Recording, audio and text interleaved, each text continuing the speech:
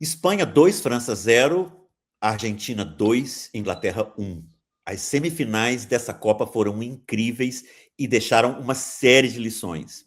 Vamos examinar em detalhe essas semifinais, a história desses dois confrontos e um caso curioso dessa Copa, a derrota dos técnicos autorais.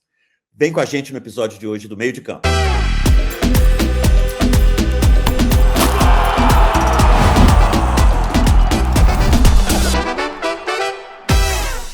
Bom dia, boa tarde, boa noite. Este é mais um episódio do Meio de Campo Futebol e Sua História. Eu sou Idelber Avelar, estou aqui com Diego Ambrosini, meu parceiro, e hoje vamos fazer um episódio dedicado às semifinais da Copa, que terminaram ontem. A nossa gravação é 16 de julho, na quinta. Vocês vão receber esse programa no dia 17 de julho, sexta. E antes de falar desses jogos que aconteceram ontem e anteontem, vamos falar um pouquinho do fato de que esses dois confrontos são confrontos de muita história, né, Diego? Alô, Idelber, é isso aí. Bom dia, boa tarde, boa noite a todo mundo que nos acompanha aqui no podcast Meio de Campo Futebol e Sua História. E, cara, realmente, né, primeiro que a gente chegou nessa Copa, as semifinais reuniu as 4 equipes que eram líderes do ranking da FIFA, né, antes da Copa eram consideradas as 4 melhores equipes. Também a primeira Copa desde 1990, em que os 4 semifinalistas já eram campeões do mundo, né? Então, 2 semifinais de peso, né? Realmente. E 2 resultados que um pouco surpreendentes, né? Acho que embora os confrontos fossem equilibrados, entrando nos jogos, a gente consideraria as equipes que perderam mais favoritas, né? Então, é bom a gente poder cobrir isso, né? Vamos começar pelo jogo da Argentina e da Inglaterra, que realmente foi uma partidaça e, como você disse, um confronto de muita história, né? Então, quando aqueles 22 caras entraram no campo ontem, tinha muita narrativa, muita história para ser contada, muito peso nas 2 camisas, né? É uma relação interessante do futebol argentino com a Inglaterra, porque é um pouco uma relação de pai e filho, ou de padrasto, né?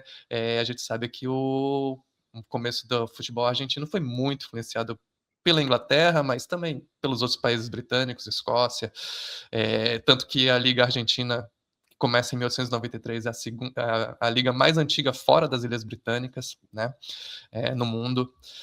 E, no entanto, passaram um tempão sem jogar, né? O primeiro jogo entre os 2 times só vai acontecer em 1951, que é uma partida muito interessante. Eu sei que você tem algumas palavras para falar sobre esse jogo daqui a pouco, porque foi na Inglaterra, em Londres, no estádio Wembley, e foi a primeira vez em que um time não britânico jogou em Wembley, né? O Wembley, quando foi construído na década de 20, passou a sediar apenas as finais da FA Cup e os amistosos anuais entre Escócia e Inglaterra e Escócia, né?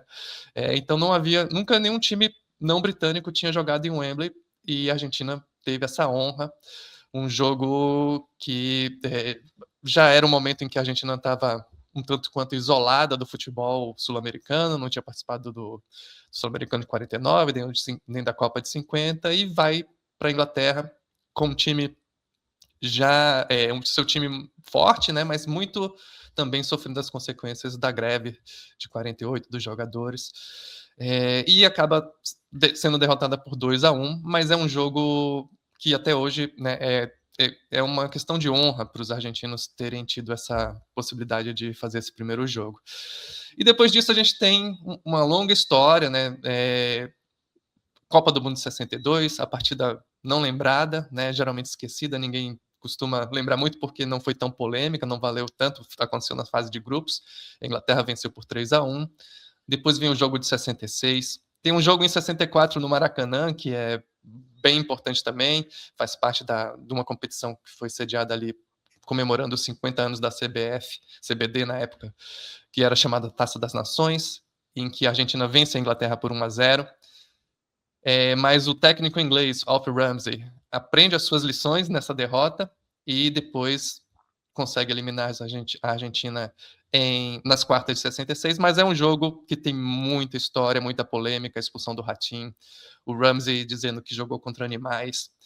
E, né, todo mundo sempre lembra o lado político desse confronto, né, com a Guerra das Malvinas, mas a gente tem que destacar que o lado Vem de antes, futebolístico né? é muito pesado, né? A história futebolística é muito pesada. E esse confronto de 66 é um pouco a inauguração do ódio mesmo argentino. E nós temos um contra... episódio sobre a Copa de 66. Quem quiser Sim, conferir, pode conferir, que aí, ali a gente fala desse jogo com mais detalhe.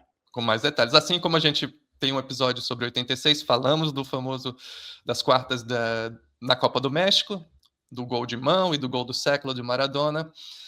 Depois também falamos no episódio sobre a Copa de 98, sobre o jogo de 98, que foi nas oitavas. A Argentina acabou vencendo nos pênaltis, depois de empatar em 1-1. O Beckham foi expulso, e o Beckham teve a sua vingança pessoal na Copa seguinte, 2002. Os dois times estavam no mesmo grupo, né, o grupo da morte naquela Copa, e a Argentina acaba eliminada depois de perder para a Inglaterra e não conseguir vencer a Suécia, né, e o Beckham faz o gol argentino. E desde então teve Só uma coisinha, Diego, o empate Diga. em 98 é em 2-2, lembra? 2-2, sim. 2-2. Tem o gol do Batistuta de pênalti, comecinho. Eu só me lembro do Depois tem o gol do gol Shearer.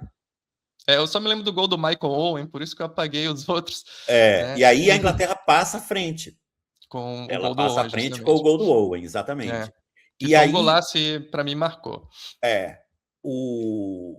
A Argentina empata com o famoso gol do Zanetti, que é uma cobrança de falta ensaiada, que ele recebe a bola na cara do gol, tendo ficado ali meio escondido na barreira. Que é o Então, mesmo gol 2-2. Que é o mesmo gol que depois a Argentina levaria da Holanda na Exato. Copa de 2022, né? Isso. Uma jogadinha ensaiada. O gol do Weghorst. Isso, segue. E aí, então, depois desse jogo em 2002, aconteceu só mais um amistoso em 2005, e aí ficamos 21 anos sem ter um confronto Argentina e Inglaterra, tanto que o personagem do jogo, Lionel Messi, nunca tinha enfrentado a Inglaterra, desde que ele vestiu a albiceleste pela primeira vez, e tava ali o peso, né?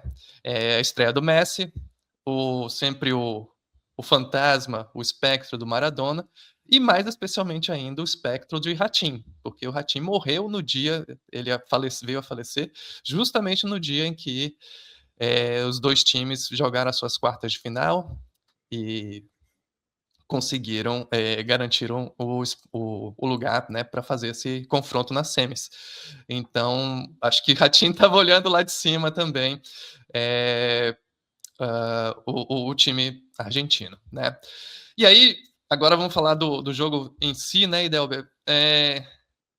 Deixa eu só comentar uma coisinha rápida sobre o jogo de 51, porque eu acho que esses jogos das Copas, todo mundo mais ou menos conhece, e quem não conhece pode conhecer pelos episódios que nós fizemos sobre cada Copa, esses 4 confrontos entre Inglaterra e Argentina, em 66, 86, 98 e 2002, nós já tematizamos aqui, porque nós fizemos programas sobre essas Copas, né? Mas esse jogo de 51... Só um último detalhe que eu esqueci de falar, mas quando você mencionou os confrontos agora, me lembrei. Tem uma escrita argentina, né? A Argentina vence quando joga com a camisa, o segundo uniforme, o uniforme escuro, e a Inglaterra de branco. Quando joga a Argentina com o listrado azul e branco e a Inglaterra de vermelho, a Inglaterra costuma vencer. Né? Essa é a escrita do confronto. Mas vamos lá, vamos falar de 51. Do confronto, né? Uhum. Na verdade, a Argentina tem poucas vitórias sobre a Inglaterra, né? São poucas vitórias, assim. São 6 vitórias da Inglaterra e 3 vitórias da Argentina. 4, se você considerar que o jogo de 98 foi decidido a favor da Argentina nos pênaltis, mas para efeitos de estatística a gente conta como empate, né? Então, na verdade, a Argentina bate a Inglaterra apenas 3 vezes em toda a história, né? Ela bate a Inglaterra por 1-0 no Maracanã, esse jogo da Taça das Nações, em que, inclusive, pouca gente lembra disso, esse time da Argentina de 64 bate o Brasil no Maracanã por 3-0, com Pelé e tudo, viu, gente? Tava o time inteiro lá, tava o time A do Brasil. E perdeu por 3-0. E foi enfrentando esse time de 64 da Argentina que o Alf Ramsey começa a decidir que ele não vai usar pontas. O Tim Vickery lembrou isso outro dia e está certo. Ali começa o processo de invenção dos Wingless Wonders, as maravilhas sem pontas. Mas eu queria dar uma pitadinha de informação sobre esse amistoso de 51, porque pouca gente sabe que os gols desse jogo estão disponíveis no YouTube. Dá para ver um mini compacto de uns 2 ou 3 minutos desse jogo, em que a Argentina vai com o seu grande time dos anos 40, já um pouco envelhecido. Está lá o Labruna, um pouco envelhecido. Pedernera não está. Nesse momento, Pedernera está na Colômbia. Está o Lostó, mítico ponta esquerda do River. E a Argentina joga um grande jogo contra a Inglaterra. Estava vencendo de 1-0 até os 34 minutos do segundo tempo. A Inglaterra vira no finalzinho do jogo. E esse amistoso é um forte argumento para, paradoxalmente, manter-se a política isolacionista do peronismo para o futebol. Porque ficou demonstrado, digamos, que a Argentina não estava defasada, que a Argentina enfrentava os maiores do mundo de igual para igual, quase ganhou da Inglaterra em Wembley, etc. Inclusive, existe uma revanche desse jogo, jogada em 53 na Argentina, que termina 0-0. Esse jogo é em 53 e ele mais ou menos reforça esse argumento, né? Jogamos contra a Inglaterra em casa e não perdemos, e fora de casa vencíamos até o finalzinho do jogo, perdemos muito honradamente por 2-1, etc. E a Argentina manteria a política isolacionista ainda na Copa de 54. A Argentina não vai à Copa de 54, não porque não se classifica, mas porque boicota a Copa. E aí, quando chega em 58, acontece aquela catástrofe, eles levam de 6-1 da Tchecoslováquia, e é o que dispara o processo de reação que geraria o chamado antifútebol, né? Aquele futebol violento e cínico que caracteriza as Copas Libertadores dos anos 60 e que a gente já tematizou aqui também, né? Mas vamos falar do jogo, né? Vamos lá, vamos lá. Você curtiu, né? Você curtiu a virada da Argentina. Com certeza.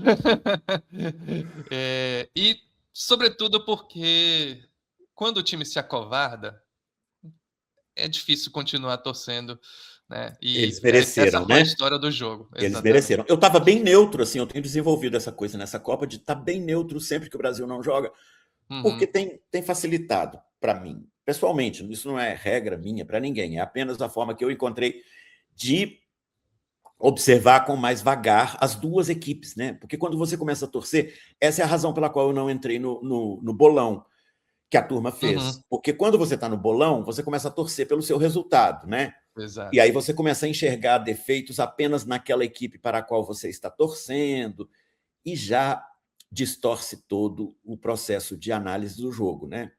Mas vamos lá falar desse jogo. O primeiro tempo foi muito ruim. Ele bateu o recorde de número de minutos até que acontecesse a primeira finalização. Foi aos 36 minutos que aconteceu a primeira finalização, como todo mundo se lembra. Foi um jogo em que a Argentina tomou a iniciativa de apimentar a coisa, né? Isso, acho que foi uma tática também, né? Uma tática da Argentina, que a Inglaterra foi obrigada a responder, mas preciso dizer, como observador neutro mesmo, eu estou dizendo, né, que foi a Argentina que, sem dúvida, entrou para catimbar, para picotar o jogo, para provocar. Eu acho que eles se dirigiram especialmente ao Jude Bellingham, porque eles sabiam que eles não iam entrar na cabeça de Harry Kane. Exato. Mas eles sabiam que eles podiam entrar na cabeça de Jude Bellingham. E Jude Bellingham perdeu a cabeça. Ele ficou claramente afetado por aquela picotagem. Não tem nenhuma pancada desleal, certo? É uma picotagem de jogo com provocações. E aí você pode passar o juízo de valor que você quiser. O árbitro, falou-se tanto de arbitragem, né, nessa Copa, o árbitro claramente não teve influência no resultado do jogo, Mas ele é verdade que era um árbitro relativamente fraco, um árbitro com experiência pequena em jogos grandes, Se não né? me engano, o cartão ele só vai mostrar o amarelo já no segundo tempo, né? Ele deixou transparecer todo o primeiro tempo na conversa. E É, realmente os argentinos estavam ali jogando seus mind games, pelos quais eles são famosos e muito eficientes, né? muito eficientes, né? Uhum. Pois bem, aí voltamos para o segundo tempo, e quando voltamos para o segundo tempo, dava para ver que o jogo ia ser diferente, não ia ser aquele jogo É, do primeiro só tempo. só um comentário muito rápido assim, sobre a formação do time da Argentina, né? Desde o início, porque o Scaloni fez uma troca interessante. Ele tirou o De Paul, né? O chamado guarda-costas do Messi, e botou o Simeone lá. Botou o Então Simeone. ele tentou, e depois isso no segundo tempo se provaria acertado, dar amplitude ao time da Dá Argentina, que é um amplitude ao time campo, muito jogador de beirada do centralizado, né? campo. Ele se sente Exato. muito confortável na beirada do campo, o Simeone, né? Uhum. Então, foi um ajuste, né? Enquanto isso, o Tuchel tirava do seu time o ponta, que às vezes era o Madueke, às vezes era o Saka, né? O Saka é o titular, o mais talentoso, mas ele tem tido problemas com contusão, está saindo de contusão. O Madueke foi titular contra a Noruega e o Saka havia sido titular contra o México. Nesse jogo, ele tira o Madueke, tira o Saka, não entra com nenhum dos dois, e entra com o Rodgers, que é um jogador de meio campo. Assim, é um meio atacante, é um camisa 10. É o camisa 10 do Aston Villa. A ideia do Tuchel claramente era ali povoar mais o meio de campo, né? Ele basicamente muda de um 4-3-3 para um 4-4-2. É isso que ele faz, né? Exato. Na frente jogam Kane e Bellingham, Bellingham um pouquinho atrás do Kane, etc. Você pode descrever aquilo como um 4-2-3-1 também, se você quiser. Mas o fato é que não há pontas abertos, a não ser na esquerda, com o Gordon. Na direita não tem ponta aberto. Tem gente que cai por ali e tal. O segundo tempo começa com o domínio da Argentina. O gol da Inglaterra acontece aos 55 minutos, contra o fluxo de jogo, né? Um gol contra fluxo. A Uhum. Argentina está dominando, o Kane brilhantemente volta até a própria intermediária e consegue um lançamento brilhante de 40 metros para o Rodgers. E o Tagliafico intercepta o lançamento, só que quando ele intercepta o lançamento que vem para o Rodgers, já está o Declan Rice fazendo a típica jogada de Declan Rice de atacar a área, o último terço do adversário vindo de trás. O Rice encontra o Rodgers vai à linha de fundo, não chega aí até a linha de fundo, né? Vai no caminho da linha de fundo e cruza, e o Martinez está esperando a bola para poder cortar, e o Gordon dá a volta por trás dele e finaliza muito bem. O Gordon é um jogador, na minha opinião, subestimado. Ele não é o Rivaldo, ele não é um craque, mas ele é um jogador muito útil, assim, muito inteligente, é um ponta com velocidade que sabe jogar no meio também. Ele joga às vezes no Newcastle pelo meio, sabe finalizar muito bem, sabe prender a bola, enfim. E aí E a saída dele é que vai desandar o time, né? a saída dele é o equivalente da saída do Ryan e do Martinelli para a seleção brasileira, né? Uhum. Antes das substituições, a Inglaterra já havia se encolhido, né? Ela já estava encolhida. Esse é um ponto interessante, Del, porque nesse jogo todo mundo obviamente está marcando aí as substituições, que as substituições vão fazer com que a Inglaterra praticamente fique dentro da sua área o tempo todo. Mas mesmo antes das substituições, o time já vinha, e tinha, depois que fez 1-0, né, naturalmente já vinha se recuando. E aí me lembrou muito um jogo do qual a gente já conversou bastante, que foi Brasil e Inglaterra em 2002, né? Quando a Inglaterra também começa vencendo. É um script até parecido, embora os tempos sejam diferentes, mas a Inglaterra começa na frente, depois o Brasil empata já no final do primeiro tempo e vai virar no segundo tempo com o gol do Ronaldinho, mas desde o momento em que a Inglaterra faz o gol, ela vai pouco a pouco recuando, e quando o Brasil começa a fazer os seus gols, eles não reagem, é como Não se há eles nenhuma aceitassem a reação. derrota, né? E isso ocorreu ontem também, né? É como se eles achassem, nós somos a Inglaterra, a gente daqui a gente não passa, não tem como, né? 2002 foi chocante, eu Uhum.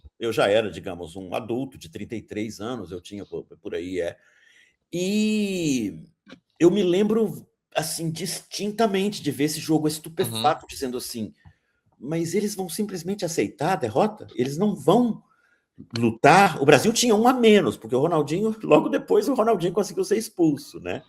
Sim, depois fez o gol, Depois claro. que fez o gol, ele foi expulso. Aos E a Inglaterra 55. não esboçou nenhuma reação, aceitou a derrota passivamente, é uma coisa bizarra de se ver em uma quarta de final de Copa do Mundo, né? Naquele jogo contra o Brasil, no momento que o Brasil empatou, eu acho que ninguém duvidou que o Brasil ia virar, nem eles mesmos. E ontem, no momento, foi como você disse, a minutagem é muito diferente, porque a Argentina empatou um jogo nessa semana. A Argentina empatou o jogo aos 85, faltavam 5 para acabar o tempo regulamentar. Mas no momento que a Argentina empatou, ninguém ali, naquele estádio, ninguém que estivesse vendo pela televisão, duvidou que a Argentina ia fazer o segundo. A gente não sabia se seria no tempo normal ou se seria na prorrogação. Mas estava claríssimo que quando a Argentina empatou, a sorte da Inglaterra estava sacramentada. E agora, ainda antes da substituição do Tuchel, teve mais uma vez um outro lance do Scaloni que também foi no mesmo sentido e foi super importante também. Então ele já começou, como eu falei, no primeiro tempo ele já estava lá com o Simeone do lado direito, e aí no segundo tempo ele resolveu fazer a mesma coisa do lado esquerdo, né? Ele tirou o Paredes, que era o cara, o cabeça de Volantão. área, né? O volantão, que tava dando segurança para os zagueiros, que já estavam os dois amarelados, os dois centrais. Isso. E aí botou o Gonzalez, que é ponta esquerda, né? De beirada de campo também. Exato. Então ele Ou esticou seja, mesmo ele foi o time, dando amplitude, né? E aí chega aos 72 minutos e o Tuchel faz o que seria, o que eu acho que é, Diego, uma séria candidata à pior substituição de todos os tempos. Me perguntaram isso hoje em um podcast lá de Leeds, e assim, na tora, porque na Inglaterra está todo mundo em polvorosa, xingando, absolutamente inconformado, com como um técnico se recusa a jogar, tendo a faca e o queijo na mão. Por quê? Vamos recapitular aqui. Ao contrário da situação lá no Azteca, em que eles tinham um a menos, estavam jogando com 10, na altitude, contra o México, que não tem Messi, era um time que ia ficar só jogando chuveirinho na área mesmo, etc. E você tinha que recompor a defesa. Ali tudo bem, né?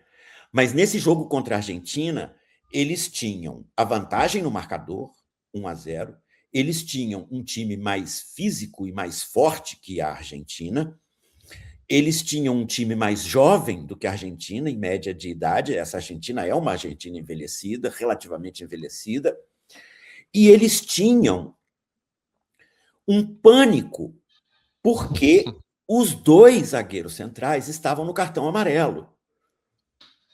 Os dois já tinham levado o cartão amarelo.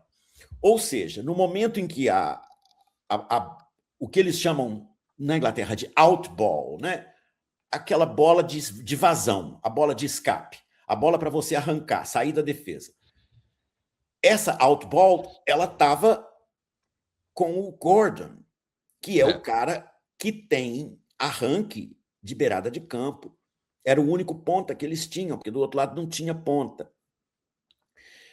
E ele tira esse ponta que fez o gol, que estava tinindo na ponta dos cascos, sendo a única possibilidade deles de vazão da bola, da defesa para o ataque, e coloca um zagueiro central, o Konza. Ou seja, ele faz ali, ele sai do 4-4-2, certo? E começa a se defender, na verdade, no 5-4-1. Ele forma uma linha de 5, essa linha de 5 ali, naquele momento, é o Reece James, John Stones, Guerri, o Konza e o Spence. Ele tem uma linha de 5. E, naquele momento ali, são 4 no meio campo. Os 2 pivôs mesmo dele, Declan Rice e o Anderson, né? E o Bellingham e o Rodgers já estão defendendo como parte dessa linha. Já viraram volantes também na fase defensiva do jogo. E só o Kane na frente. Vira um 5-4-1. Exato. Aí, a Argentina, obviamente, agradece.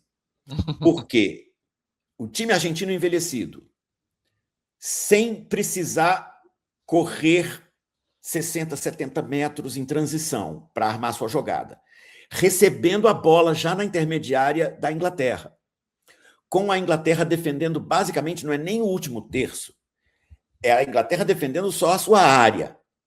Né? Tem fotografias do jogo que são incríveis. Sim, tem fotografias do jogo que parecem aqueles tiros livres indiretos dentro da área que antes marcava muito no futebol, e que ainda existe na regra, mas quase não marca hoje em dia, em que a única forma de você defender era colocar 11 jogadores na linha do gol. E parecia, às vezes, isso. Parecia aqueles bizarros exercícios de defender um tiro livre indireto dentro da área. Parecia o time do Paraguai, né? Só que o Paraguai sabe fazer isso. Era o Paraguai piorado, né? Era o Paraguai piorado. Porque o Paraguai monta uma retranca, sabendo que boas retrancas você monta com volantes, né? Então o Paraguai coloca muito volante. Enfim, nesse momento, a gente começa a perceber, começa a sentir que o gol da Argentina é uma questão de tempo, certo? Tem uma bola na trave. Sim. De cabeça do McAllister, né? Tem 2 defesas muito boas do Pickford, incluindo uma a la Banks. Total, a la Banks, isso. Teve uma que foi a la Banks, né? E ao 70 também que cabeceou, se não me engano. Isso, foi o McAllister também, que é baixinho, né? Que é outro detalhe. Eles colocaram esse monte de galalau de 1,90 m e tantos. E o segundo gol foi do Lautaro Martínez, que tem 1,74 m. Mas a gente chega lá. Aí, aos 82, ainda com a vantagem de 1-0, ele tendo no banco um volante com saída de bola, que é o Mainu, do Manchester United, ele tendo no banco 2 excepcionais pontas, Madueke e Saka, e Rashford, que joga de ponta e joga de meio atacante, tendo no banco um sujeito que trabalha a bola com carinho e atenção, que é o Eberechi Eze, ex-jogador da seleção da Nigéria em toda a adolescência e agora jogador da seleção inglesa. Ele tinha todas essas opções. E ele resolve tirar o Rice, que provavelmente estava cansado, tinha que sair mesmo, e o Reece James, que vinha de problemas físicos, é um lateral direito que também joga de meio-campista, também sabe jogar de zagueiro central, estava jogando de lateral direito. Ele tira o Reece James, tira o Declan Rice, e em vez de colocar jogadores que lhe deem saída de bola, que lhe deem alternativa de vazão de bola com velocidade pela ponta, ele coloca um lateral, o O'Reilly, que é lateral esquerdo, ele obriga a mudança do Spence para lateral direita, e mais um zagueiro central. Além de todos que ele já tinha lá, ele bota mais um zagueiro central, que é o Dan Burns, que é, para quem não acompanha muito a Premier League, gente, o Dan Burns é o que a gente chamaria daquele velho zagueirão da roça. É para isso que ele está lá. Ele tem, sei lá, 1,96 m ou 7, um sujeito de quase 2 metros de altura, que cabeceia muito bem para onde o nariz aponta. É basicamente isso. dar bicuda e cabecear a bola para longe. É para isso que ele serve, é para isso que ele entrou. E aí, de repente, você tem 6 zagueiros em campo. Obviamente, contando os laterais como zagueiros, ele tinha 6 zagueiros em campo. E aí, obviamente, deu ruim. O que piora ainda, né, não é nem que esse tanto de zagueiro dentro da área, não é nem o fato de que a Inglaterra estava sem saída, mas também na fase defensiva estava postada dentro da sua área. Eles não estavam nem marcando na intermediária. Eles simplesmente deixaram o Messi ficar com a bola na intermediária e escolher onde que ele ia cruzar, né?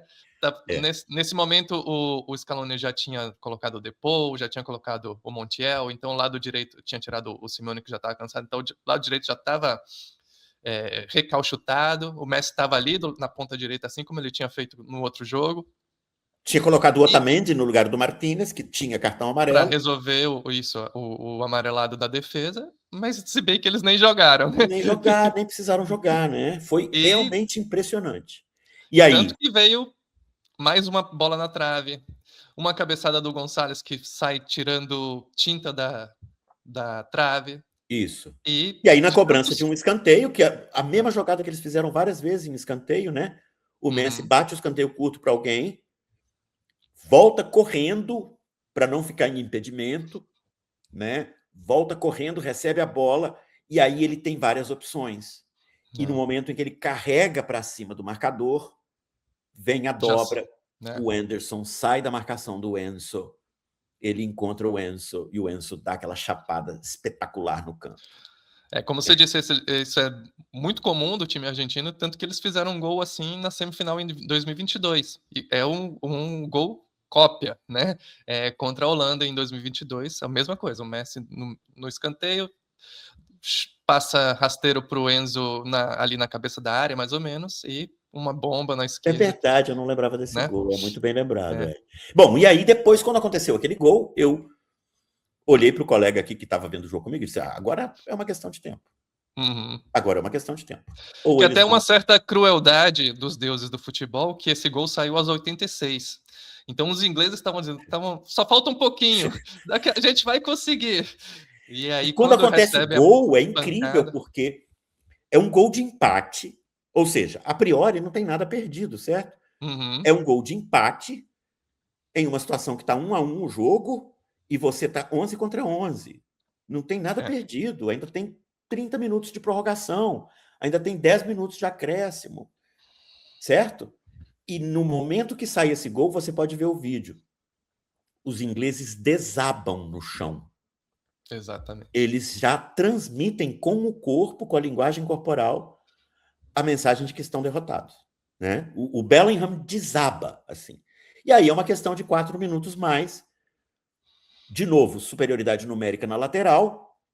O Messi acha o cruzamento perfeito. Tem uma filmagem em câmera aérea desse jogo, desse gol, que é incrível, porque ele mostra a Inglaterra se defendendo em uma linha de 7, quase todos eles com mais de 1,90 m, o goleiro com 1,95 m, o zagueiro que está no meio do bolo inglês todo, o Dan Burns.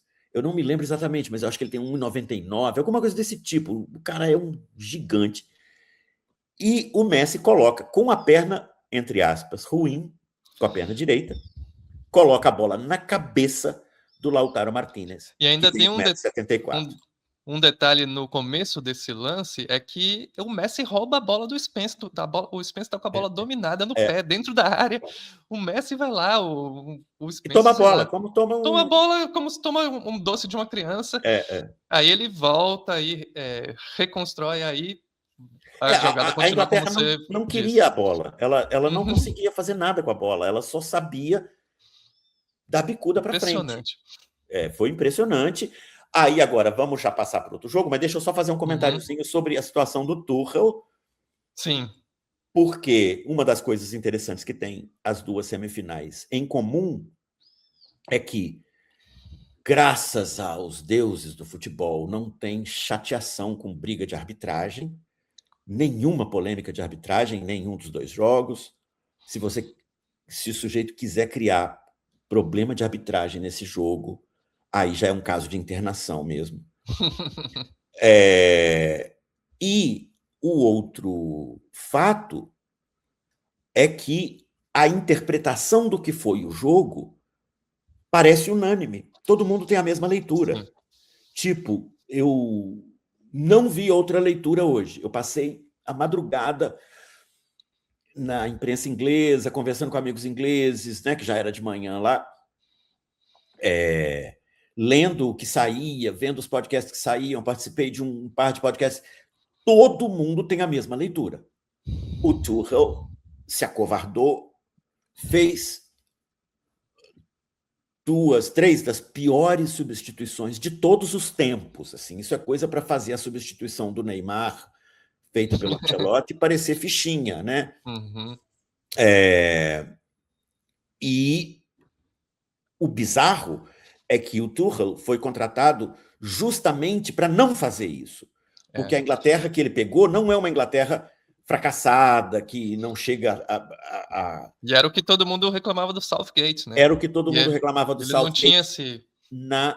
no momento H da decisão, em finais ou semifinais. Porque vamos lembrar aqui, depois do grande fracasso de 2016, em que eles perdem para a Islândia, entra o Southgate e começa a dar um ritmo muito bom para a seleção. A Inglaterra é semifinalista da Copa de 2018 e tem o artilheiro da Copa, Harry Kane. A Inglaterra é vice-campeã europeia de 2020-21, né, porque foi na pandemia, perdendo a final para a Itália nos pênaltis. Depois, a Inglaterra é quarto finalista da Copa de 2022, mas ela perde para a poderosa França, fazendo um jogo muito bom.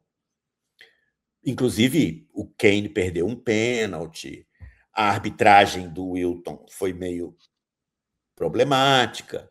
Olha aí eu falando de arbitragem. Né?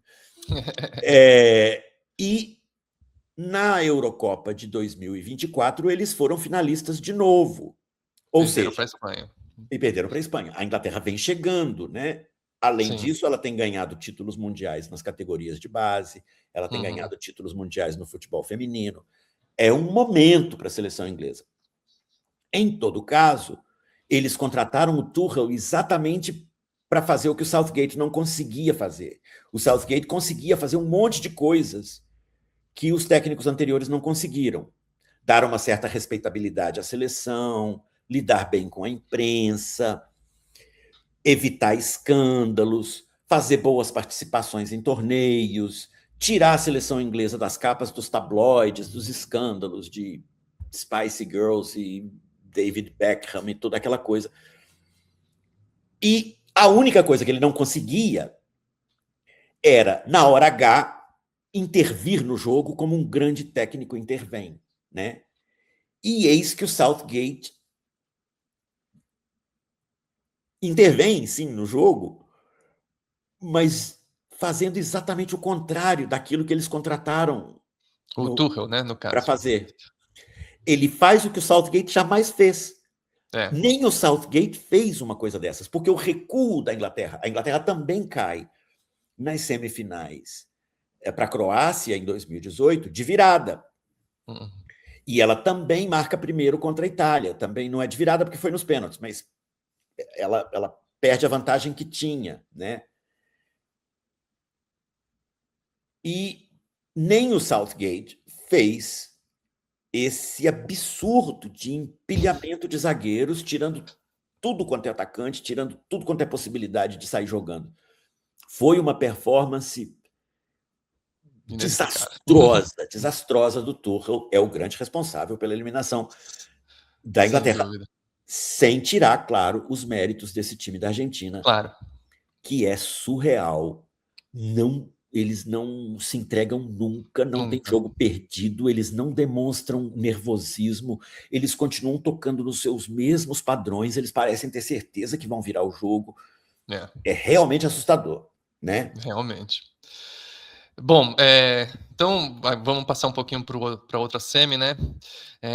Espanha e França. Também um jogo que não tem o mesmo peso histórico, mas também tem alguns encontros interessantes ao longo da história. A França tem uma leve vantagem aí no histórico. É até curioso, porque o primeiro jogo oficial das duas equipes, que não fosse amistoso, né, foi em 1984, na final da A Euro. vantagem é da Espanha, né, Diego? A Espanha tem 19 vitórias sobre a França e 13 derrotas. Contando todos os O amistosos histórico todo. todos. O histórico todo é vantagem da É, Espanha. Então vem a primeira final, em 84, a França é campeã em cima da Espanha com o time do Platini, né, era a dona da casa também naquela Euro. Depois a gente teve um jogo em 2006 na Copa da Alemanha, né? Antes da França eliminar o Brasil, ela tinha eliminado a Espanha nas oitavas. 3-1. Agora, 3-1, exato. Mas os dois jogos que eu acho que são mais importantes até para a gente destacar são os dois últimos confrontos, né? Antes dessa semifinal agora, porque a França já vinha, depois de ser campeã do mundo em 2018, campeã europeia em 2021, campeã... Querido, a campeã europeia de 2021 é a Itália. Não, desculpa, da Nations League, eu queria dizer, não da Euro. Campeã da Nations League, né? E chegando na final em 2022. E aí a gente tem 2 encontros em 2 semifinais, na Nations League também, em 2022-23, e na Euro em 2024-25, que até o jogo a Espanha vence por 2-1, e depois o jogo da semifinal da Euro é um jogo esquisito também, que é aquele 5-4. O 5-4 é pela Nations League, tá? Tô confundindo os dois. Você tá virando os dois. Certo. O 2-1 é o da Euro em 2024. Da Euro, isso. A Espanha... E o 5-4 é o da Nations League em 2025. E na Euro a Espanha vai ser campeã em cima da Inglaterra, como você já disse, e na Nations ela perde a final para Portugal. Isso. Mas a semifinal da Nations é esquisita, porque a Espanha tá vencendo por 4-0, né? Com já o jogo bem encaminhado no segundo tempo. A França diminui, mas a Espanha faz 5-1. Isso. E aí depois a França faz 3 gols, assim, no faz finalzinho do jogo, assim, nos últimos 10 minutos. Quase empata. Quase empata. Mas é um momento Nessa de Copa, susto, assim. É um jogo controlado que perde pela o controle. Espanha, né? É um jogo controlado pela Espanha. O último gol da França é aos 93. Já nos acréscimos. Aos 93. Assim, tipo... eles não chegaram a passar sustos, eu acho.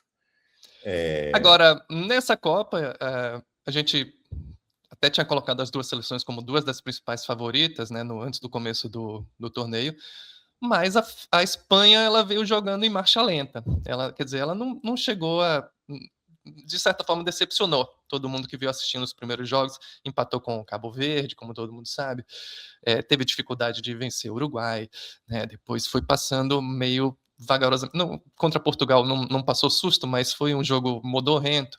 Sim. E a França foi um time que estava encantando, né? Embora a gente também percebesse que eles estavam jogando em segunda marcha, não tinham passado a terceira ainda, mas dominaram todos os jogos, todos os adversários, né? E parecia que estavam apenas caminhando tranquilamente, né, num passeio na Riviera para ser campeão. E a Espanha é o veneno dessa França, né? Aparentemente. Né? É a criptonita. A criptonita dessa França, a criptonita roja, né? E a Espanha teve muita dificuldade com a Bélgica, né? Com a Bélgica, sim. Contra a Bélgica, eles ganharam com o gol no finalzinho do Merino, pegando um rebote do goleiro que, coitado, o substituto, sim. Foi colocado na fogueira, né? Substituindo o Courtois, e bateu roupa em uma bola, né, relativamente juvenil, fácil, né? É uma bola defensável e tal.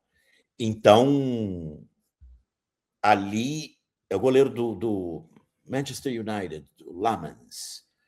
O Lamens, que é goleiro reserva no Manchester United, ele, enfim, entregou a paçoca ali. A Espanha precisou de um frango do goleiro não sei se eu chamaria de frango, mas foi uma falha do goleiro no último minuto, aos 88. para derrotar a Bélgica, né? É. E a França não vinha passando susto com ninguém. Teve o jogo com o Em nenhum Paraguai, momento. que a discussão ali era se o Paraguai ia conseguir arrastar aquilo 120 minutos no 0-0 ou não. Mas Mas o Paraguai nunca susto, levou perigo. susto a De França não jeito algum. passou, né? A Exato. discussão ali era quando que aconteceu o gol, né? E nos outros jogos, trator total, né? E agora, surpreendentemente, a França acho que não chutou uma bola no gol, praticamente, né? É, O XG, o XG da França foi um dos mais baixos de todos os times da Copa do Mundo nesse jogo, né? Se não me engano, foi. foi Eles não. 0,03, algo assim, né? Isso, foi uma coisa surreal que aconteceu, né? Uhum. Vale lembrar, já que a gente está falando do histórico, que a França já tinha perdido 7 dos últimos 10 jogos que Sim. jogou contra a Espanha. Agora, então, são 8 derrotas em 11 jogos. É impressionante, né? E aí, não é porque sempre a galera vem com essas explicações, né? Que vê a Espanha, treme, que é o peso da camisa, ou porque tremeu, etc. Eu prefiro sempre olhar o que acontece nos jogos e tentar analisar o que acontece nos jogos, né? E o que aconteceu aqui foi, de novo, embora o time da Espanha desse ano tenha características um pouquinho diferentes do time que encantou na Euro de 2024, porque na Euro de 2024 eles tinham Lamine Yamal e Nico Williams aprontando pelas pontas. Então, tinha uma combinação entre aquele jogo de meio campo, né, tão tocado, baseado na produção de triângulos móveis e tal, mas eles tinham pontas. Este ano está um pouco diferente, porque o Nico Williams foi Machucou. lesionado, né? Lesionado aqui na Copa, né? E O Yamal também Lamine chegou Yamal machucado. também está Aos retornando de poucos foi contusão e recuperando. tal, né? Exato. E aí o que a Uhum. Espanha fez nesse jogo foi colocou o Baena e o Oyarzabal, é um centroavante que está mais ou menos na tradição do falso 9, que a gente já comentou aqui, Sim. ao qual a gente já dedicou um episódio. Uhum. O Oyarzabal voltava, o Baena também recompunha vindo da esquerda, aberto mesmo ficava o Lamine na direita, e a Espanha então jogava com 5 meio-campistas. Apesar de que são só 3 meio-campistas a priori, eram 5 no meio-campo. Enquanto isso, a França jogando com Tchouaméni e Rabiot, apenas 2 meio-campistas natos, né? E 4 atacantes. A situação era tal que, depois de 20, 30 minutos de jogo, você via aquilo e pensava: meu Deus, a França não consegue pegar na bola, né? Não adianta nada você ter 4 jogadores dessa estatura lá na frente se a bola não chega A neles, né? bola não chega neles, né? A bola simplesmente não chegava. E aí, eu vou discordar um pouquinho da leitura do Tim Vickery aqui, porque o Tim disse outro dia que achou que foi um lance casual do pênalti. Sim. Que foi uma jogada casual, assim, que a bola caiu ali para o Lamine e o Luca Digne atabalhoado, né? Foi tentar dar uma bicuda na bola e chutou o Lamine. Eu vejo menos acaso ali, porque se você for observar, antes daquilo, tem uma constante produção de superioridade numérica do lado esquerdo. Então, a Espanha vai produzindo seus triângulozinhos móveis pelo lado esquerdo e vai arrastando a defesa da França para o seu lado direito, lado esquerdo do ataque da Espanha.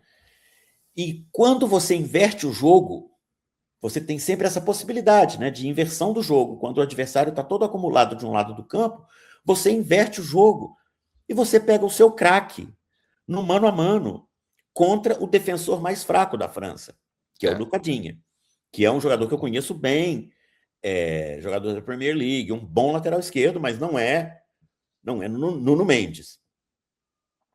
Ele se viu ali atabalhoado, com a bola quicando, o Lamine jogou o corpo, entregou o corpo, e ele soltou o pontapé, pênalti. Isso é um pênalti claro, né? Claríssimo, de Claríssimo. manual, né? Eu até comentei, tem um amigo que é juiz, e a gente sempre discute as regras, e ele sempre me diz, bom, sem querer também é falta. Sem querer também é falta, lógico. Mas eu confesso que eu não gosto muito não, porque para mim, claramente ali, o Dinho, ele tá vendido no lance, ele tá olhando pra bola, ele vai dar um chutão. O Lamine que é esperto e se joga na frente, né? O fato de você não estar enxergando não te dá o direito de me dar um pontapé, né? Se a gente acabar com isso na regra... O Lamine que foi muito esperto, né? Ele foi se muito jogou esperto, na frente, ele jogou com a regra. Ele jogou com a regra. Enfim. Esse gol abriu o jogo para a Espanha, né? Deixou a Espanha com o controle. Ali, você começava a ver o completo desespero, porque em qualquer situação dada dentro do campo, a proporção de jogadores em condições de realizar uma ação na bola era 4 contra 3, 4 contra 2, 5 contra 4, 2 contra 1. Sempre havia um jogador da Espanha livre para receber a bola. É aquelas situações em que em várzea já me aconteceu, assim, já aconteceu com todo mundo que joga bola, eu acho que joga bola com o mínimo de organização, que é aquele momento em que você está enfrentando um time superior e eles começam simplesmente a tocar a bola e a fazer você correr atrás da bola, né? Que é a coisa mais frustrante que existe, imagina, né? Que o estádio, inclusive, começou a cantar olé nesse momento. O Rabiot recebeu um cartão amarelo logo no comecinho do jogo, 10, 12 minutos, e ali no segundo tempo foi uma questão protocolar para a Espanha fazer o segundo gol. Mas ali, eu acho que, digamos, em termos de atuação, do começo ao fim do jogo, foi a maior atuação de uma equipe nessa Copa, eu acho. Sim. Coletivamente, né? Como equipe, contra um adversário de peso, digamos, né? Fazer 7-1 em Curaçao não conta. Contra um adversário de peso, como equipe, do primeiro ao último minuto, essa foi a maior atuação de uma equipe nessa Copa. Foi a situação da Espanha contra a França. 2-0, assim, é daqueles 2-0 que são tão contundentes que eles nem precisam de outro gol, porque você sabe que o adversário não vai incomodar, né? As primeiras finalizações assim no gol foram aos 90, 92, que a França lançou lá um Bumba Meu Boi. Mas me lembrou muito o jogo, esse foi 1-0, não foi 2-0, mas ele se pareceu muito ao jogo entre França e Brasil em 2006, que é o jogo do Zidane regendo a orquestra e o Brasil correndo atrás da bola. Foi 1-0, mas assim, foi para mim o 1-0 mais contundente da história das Copas. A gente estava até brincando, né, que a França, durante um período aí do torneio, flertou com ser uma nova Brasil de 70, um novo Brasil de 82, mas ela acabou mesmo com o Brasil de 86, sendo completamente dominado pelo adversário. O Brasil de 2006, você quer dizer? 2006, eu falei 86, desculpa. 2006. A gente estava nessas conversas, para situar quem não pegou a referência, porque alguns de nós dissemos em conversas que em nenhuma Copa, desde o Brasil de 82, tinha havido um time que parecia tão superior aos demais enquanto o torneio acontecia. Não é favoritismo pré-competição, como foi o favoritismo do Brasil em 2006 ou em outras Copas.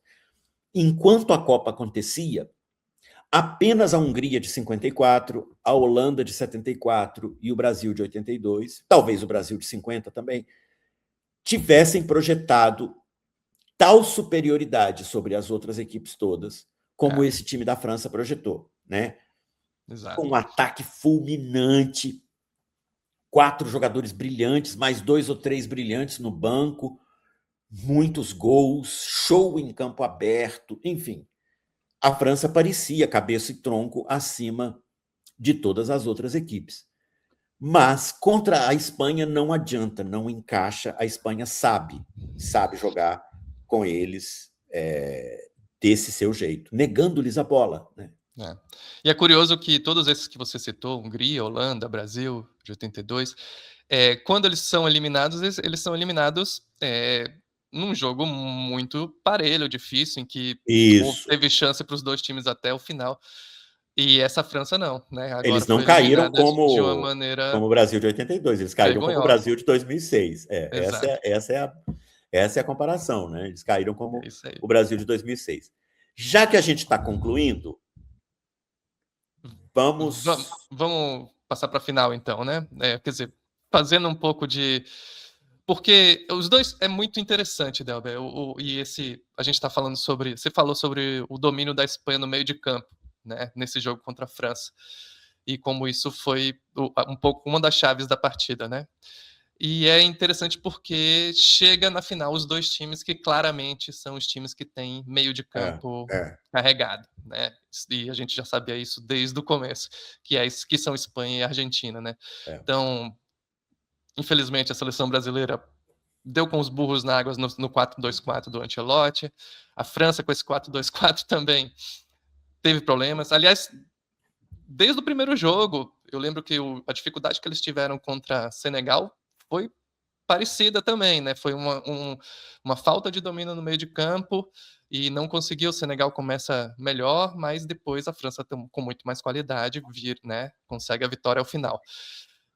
Não foi o caso agora com a Espanha. A Espanha sabe o que fazer, né? Quando tem a bola no meio de campo. Vai ser um jogo espetacular. Né? Vamos falar dele na semana que vem, né? Com mais sabendo o que aconteceu. Vamos concluir, então, com essa história dos técnicos? Vamos lá. Que é um temazinho que eu tratei no vídeo para a Folha de São Paulo ontem, que é uma coisa que me ocorreu enquanto o Tuchel fazia essa monumental cagada, esse desastre. Que é o seguinte, essa Copa teve mais técnicos autorais, esses técnicos que constroem filosofias, que deixam um legado, que têm discípulos, que formam seguidores, etc.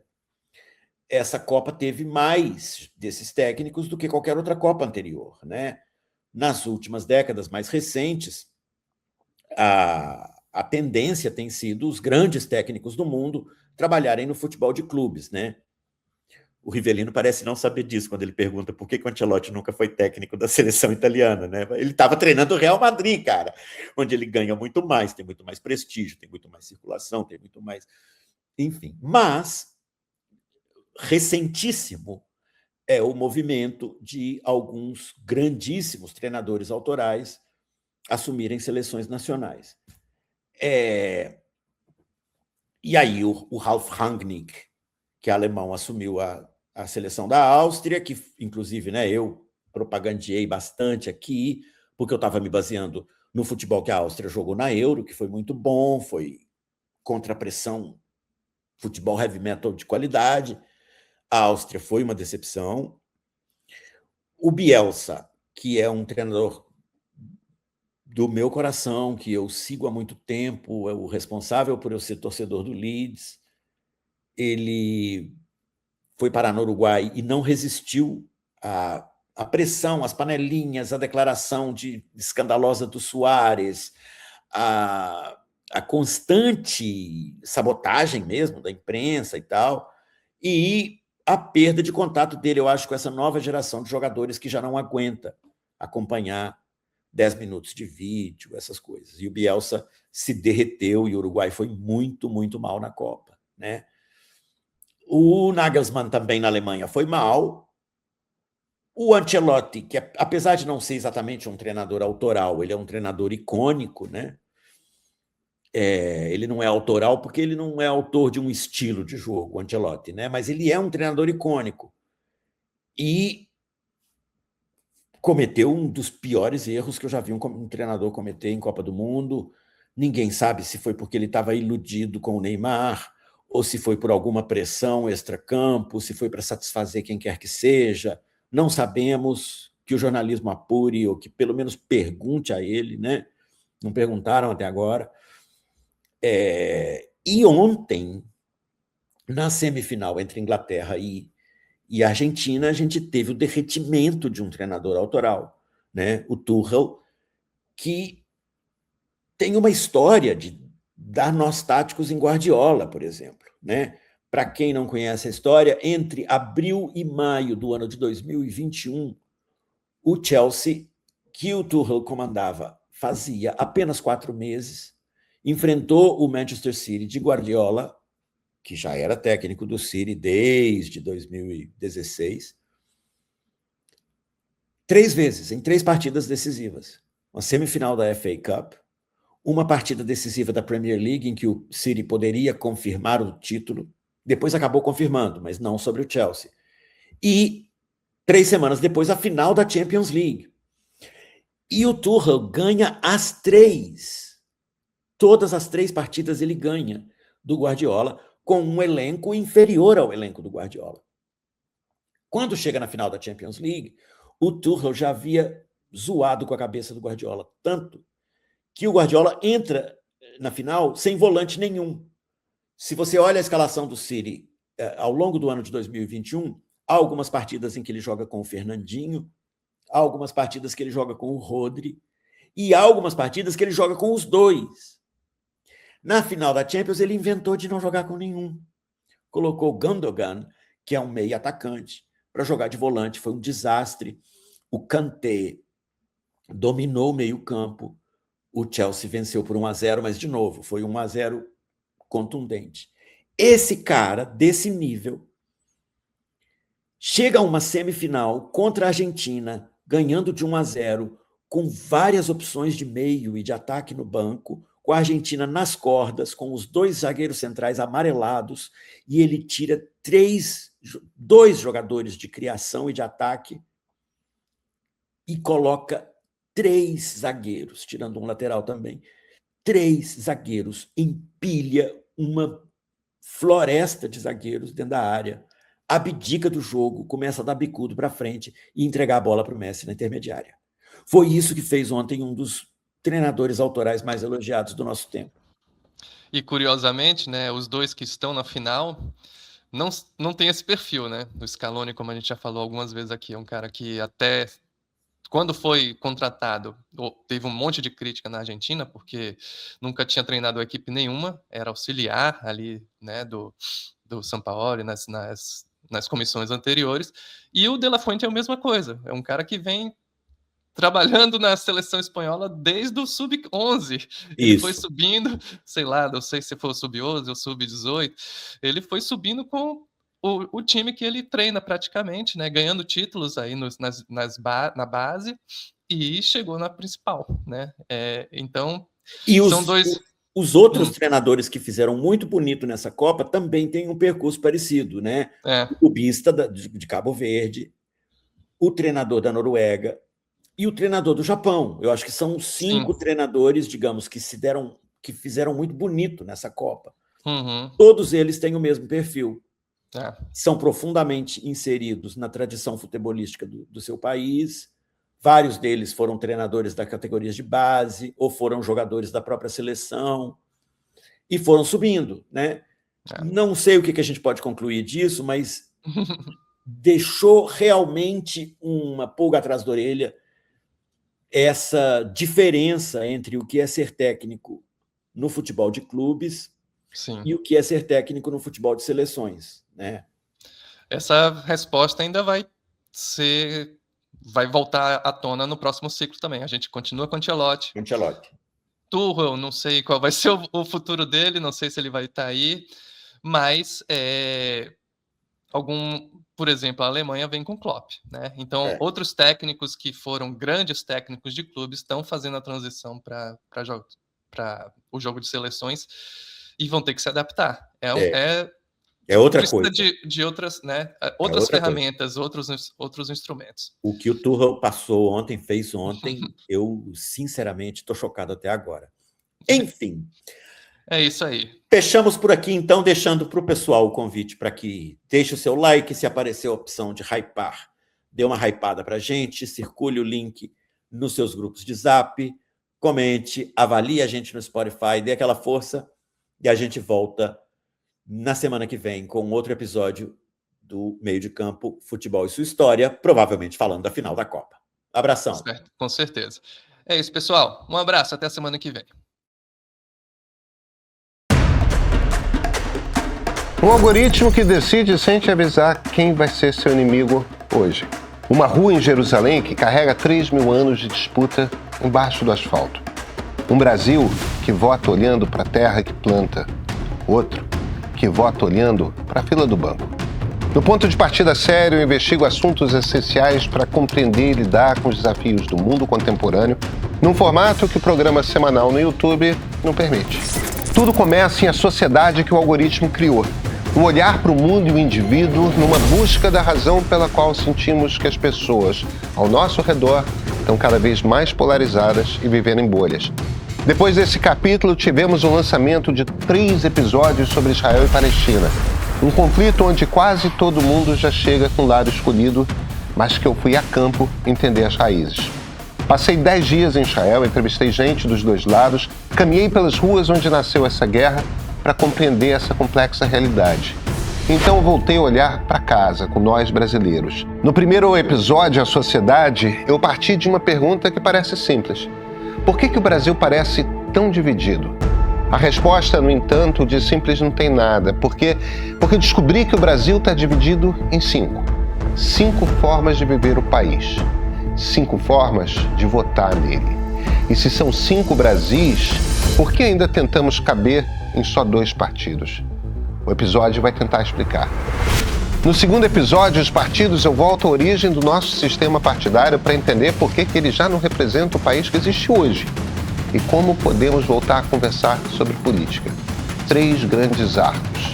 E não para por aí, tá? Em breve, novos episódios. Eu sou Pedro Doria, editor do Meio. E esse é o ponto de partida da série. Comece a assistir no streaming do Meio, exclusivo para assinantes premium.